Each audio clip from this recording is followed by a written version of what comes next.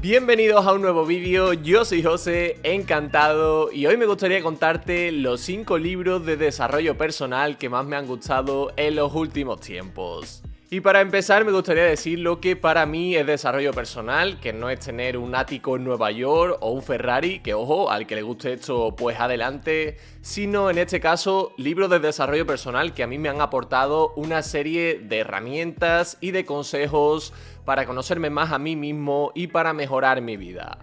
Mientras pensaba en cómo iba a ser este vídeo, me preguntaba qué es en esencia leer tu libro más allá de los cientos de ideas que puede contener uno de ellos, y es por eso que también quería comentaros los 2 conceptos de cada uno de estos 5 libros que más llamaron mi atención. Lo que me vengo a referir con esto es que no os voy a resumir cada uno de estos libros, sino que os voy a contar los conceptos que yo, después de haberme leído cada uno de estos libros, pues llevo siempre dentro de mi cabecita.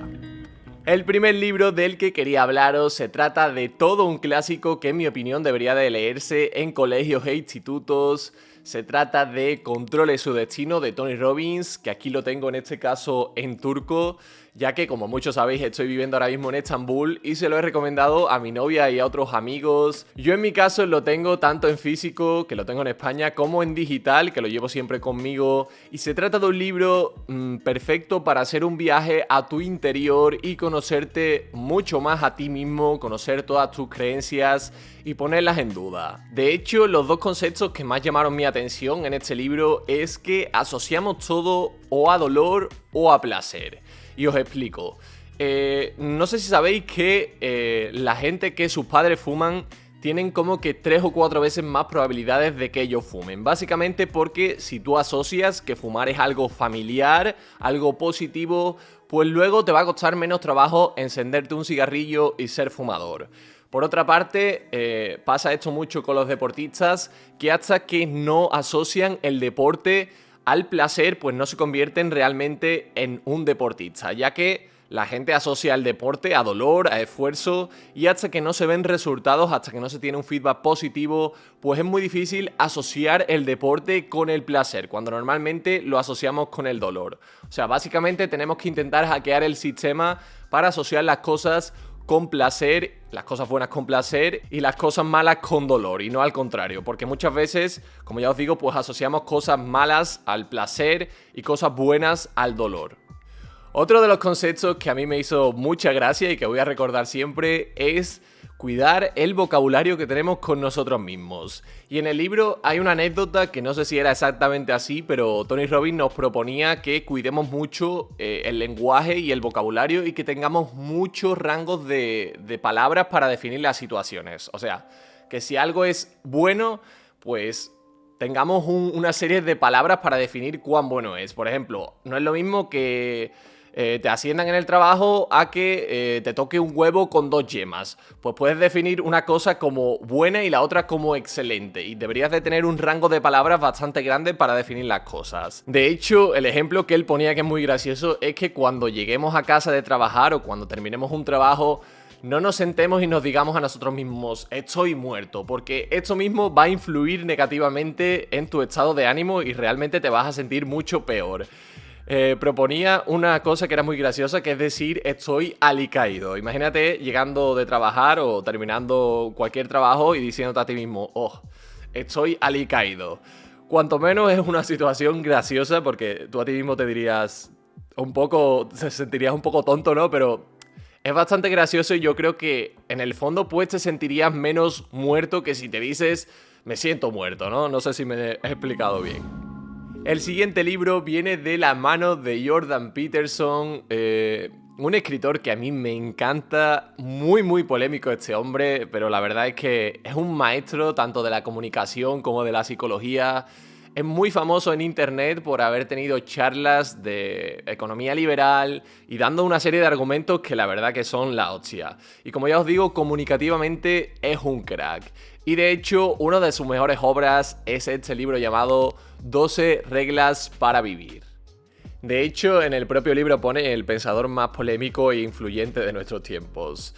Y bueno, un libro que guarda cientos de anécdotas, un montón de aprendizaje, que a mí me encanta este libro, Y el primer concepto que os quería hablar, que a mí me llamó mucho la atención, y es en el capítulo 1, que nos dice que controlemos nuestra postura, que echemos los hombros hacia atrás y como que nos expandamos. Y básicamente nos cuenta la historia de las langostas, que es algo muy llamativo. La verdad que Jordan Peterson es muy buen storyteller y sabe que ciertas cosas que nos suenan en nuestra cabeza, pues muy impactantes, son cosas que se nos van a quedar por más tiempo. En este caso, pues nos habla mucho de cómo idealizamos la naturaleza, de que nos pensamos que la naturaleza es algo muy bonito y es lo más salvaje y lo más desagradable y grotesco en muchos casos, aunque pensamos que por tener una casita en Nueva York con una parte zen con 2 plantitas, pues eso es naturaleza. Otro de los conceptos que a mí me parecen brutales de este libro, y que de hecho es una de las 12 reglas para vivir, es que no nos comparemos con otros, sino que nos comparemos con nuestro yo de antes. Y aquí nos explica evolutivamente que hemos evolucionado pues en pequeños poblados donde era muy probable que fuésemos los mejores carpinteros, los mejores joyeros, los mejores albañiles, los mejores, no sé, cualquier oficio.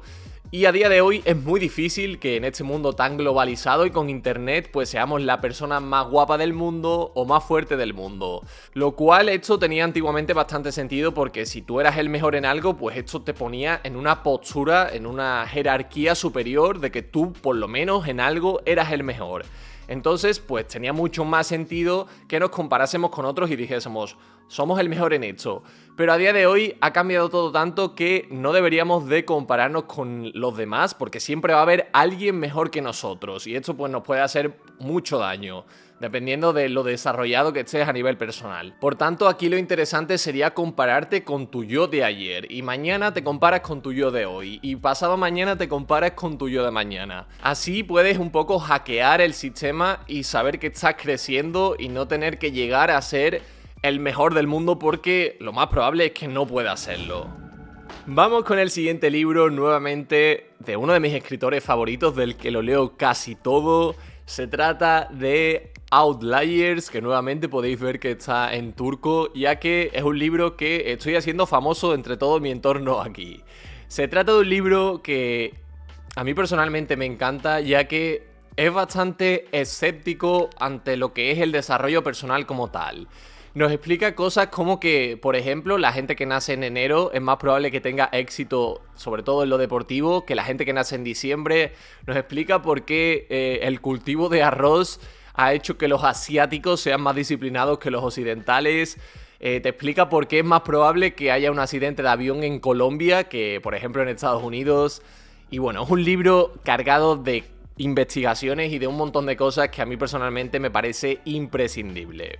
Como conceptos que yo me llevo de este libro, por un lado tenemos la regla de las 10.000 horas, que básicamente nos dice que para llegar a la maestría en cualquier campo, pues tenemos que invertir 10.000 horas en ello, y nos cuenta un poco la historia de Bill Gates y también nos explica la historia de los Beatles. Que por ejemplo estos últimos estuvieron tocando en Alemania, en Hamburgo, durante mucho tiempo, casi sin cobrar dinero, para luego volver a Liverpool y hacer la música que hicieron posteriormente, cuando en Hamburgo no los conocía ni su madre, y luego pues pegaron el boom gracias a todas las horas que invirtieron estando en Hamburgo. Y bueno, aparte de esta historia, pues todo gira en torno un poco al esfuerzo y a las 10.000 horas, aunque otro de los conceptos que también se explica en el libro es el hecho de que no todo el mundo puede llegar a ser el mejor en su campo, ya que hay una serie de caldos de cultivo que hacen que las cosas surjan en un sitio o en otro. Por ejemplo, probablemente el mejor programador del mundo no va a nacer en Somalia. Es muy probable que nazca en China, en Japón, o yo que sé, en Alemania o en Estados Unidos. ¿Por qué? Por el simple hecho de que, pues, hay que ser realistas. Y por ejemplo, Bill Gates es Bill Gates, aparte de porque invirtió estas 10.000 horas de las que estábamos hablando. Aparte de esto, pues era una persona que tuvo acceso a los primeros ordenadores del mundo, ya que su familia era bastante adinerada y pertenecían a un club de campo o algo así, creo que era, una especie de asociación que tuvieron de los primeros ordenadores de lo que sería el Estados Unidos de la época. Así que imaginaros, o sea, cuando Bill Gates tenía ordenadores en España, nos estábamos muriendo todavía de hambre. Y de hecho creo que es un punto súper chulo de este libro, que sí que es cierto que nos habla del esfuerzo, de las 10.000 horas para la maestría, pero por otra parte nos hace el contrapunto de que hay una serie de cosas que van a influir y que, por ejemplo, si naces en una familia donde tus padres son drogadictos, no leen, están todo el día viendo la televisión, fumando, bebiendo alcohol, no va a ser lo mismo que si naces dentro de un entorno en el que tus padres leen, hacen deporte y una serie de cosas que es más probable que ahí pues crezcan cosas fructíferas que en el otro ambiente. El siguiente libro del que quería hablaros es probablemente el libro que más me ha hecho recapacitar de todos los que he leído en mi vida, y es curioso ya que no se trata de un libro de desarrollo personal, sino que es una autobiografía de Viktor Frankl. El hombre en busca de sentido, un libro que narra la historia de este psiquiatra dentro de los campos de concentración. Personalmente he tenido la suerte o la experiencia de haber estado tanto en Auschwitz como en Birkenau, que fueron dos de los campos de concentración más grandes que están situados en Cracovia, en Polonia. Y la verdad que leer este libro a la vez que has visitado estos sitios pues te pone los pelos de punta, y la sensación y la experiencia de estar en Auschwitz es completamente brutal. A mí se me cortó el cuerpo el hecho de estar allí, de empezar a leer ciertas cosas que pasaban y tal. La verdad es que no tiene precio, es una experiencia que no es buena, pero no tiene precio.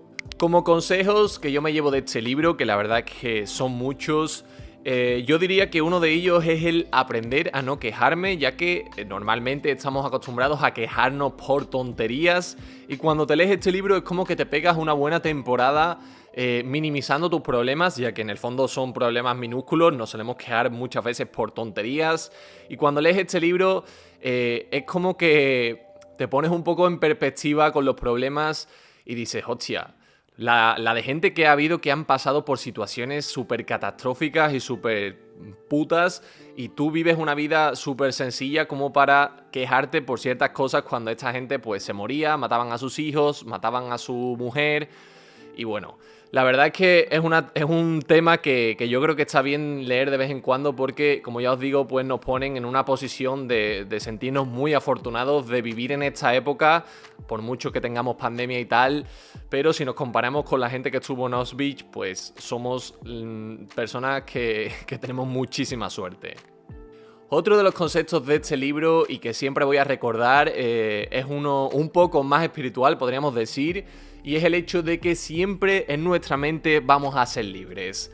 Aunque nos quiten la libertad de poder querer a nuestros seres queridos, aunque maten a gente alrededor nuestra, aunque nos obliguen a trabajar hasta la extenuación, siempre en nuestra mente vamos a ser libres, nadie puede entrar ahí. Y es un concepto que sí que es cierto que es un poco más espiritual, pero en el momento que estás leyendo el libro y tal, pues te das cuenta y lo entiendes mejor. La verdad que este libro es completamente obligatorio. Y aquí quería enlazar el libro de Viktor Frankl con la analogía estoica del perro atado a la carreta.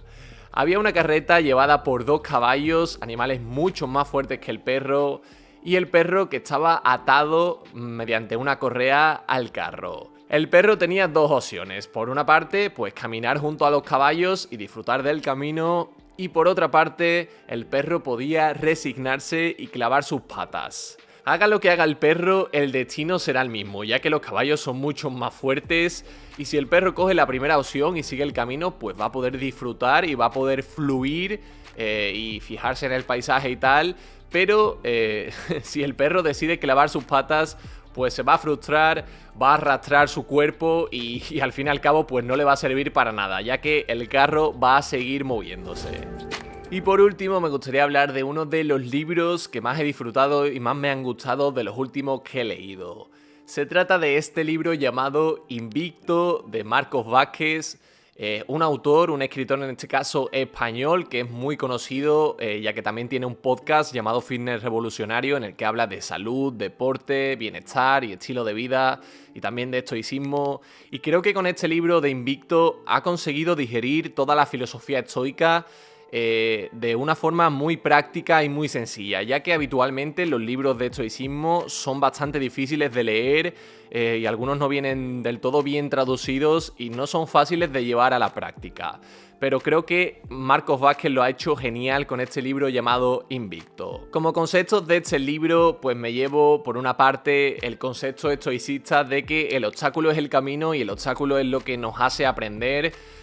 No sé si sabéis o si pensáis en vosotros mismos, en las veces que más habéis crecido en vuestra vida son probablemente en las veces que peor lo habéis pasado, habéis tenido una relación amorosa en la que pues habéis acabado mal. De ahí aprendéis mucho. Cuando os ascienden incluso en un trabajo es porque habéis trabajado durísimo y habéis superado muchos obstáculos y eso os ha hecho crecer y llevaros a otro nivel. Y yo creo que es un concepto que deberíamos todos aprender. De hecho, hay incluso un libro de Ryan Holiday que es El obstáculo es el camino, que cuenta muchas historias de este estilo y si te pones a analizar tu vida, yo creo que cada vez que has tenido un obstáculo ha sido cuando más has crecido. De hecho, para saber que el obstáculo es el camino, simplemente tienes que mirar tu propio cuerpo. Si quieres que tu músculo crezca, pues tienes que romper el músculo, tienes que superar obstáculos que antes no podías. No sé si sabéis también que, por ejemplo, los astronautas, cuando están en el espacio, al no tener resistencia a la gravedad, al no tener gravedad, al no tener ese obstáculo, cuando vuelven a la Tierra, su cuerpo está hecho una mierda, está flácido, los órganos están muy mal porque habitualmente estamos acostumbrados al obstáculo de la gravedad. La verdad que este concepto a mí me resulta muy curioso. Y bueno, llegamos al último concepto, que en este caso es que nos centremos en las cosas que podemos controlar, en nuestras percepciones de la realidad y de las cosas que suceden y en nuestras acciones. Y aquí sí que es cierto que yo veo esto de centrarnos en las cosas que podemos controlar como un ideal que es imposible de llegar a él, ya que somos humanos y nos vamos a preocupar por muchas cosas que son un poco ajenas a nosotros, pero sí que es verdad que podemos ser conscientes en ciertas ocasiones de que estamos errando mal centrándonos en cosas que no nos sirven para nada centrarnos. Como ejemplo, yo al hacer este vídeo debería de centrarme en cómo puedo mejorar mi contenido, cómo puedo hacer más vídeos de más calidad, pero no debería de centrarme si el vídeo van a verlo nada más que 100 personas. No sé si me explico. Hay una serie de cosas que podemos controlar y donde debemos de poner nuestro foco, y hay una serie de cosas que no vamos a controlar y por tanto estamos perdiendo el tiempo si ponemos nuestra atención en ellas. Aunque como ya os digo, somos humanos y este concepto es un ideal a seguir que es casi imposible de llegar a él. Y bueno, hasta aquí ha llegado este vídeo donde hemos visto 5 libros y 10 conceptos de desarrollo personal. Os recomiendo muchísimo los libros, los vais a tener abajo en la descripción. Recuerda dejar tu manita arriba si te ha gustado este contenido para crear más vídeos como este. Y bueno, toca despedirse, un saludito y nos vemos en el próximo vídeo.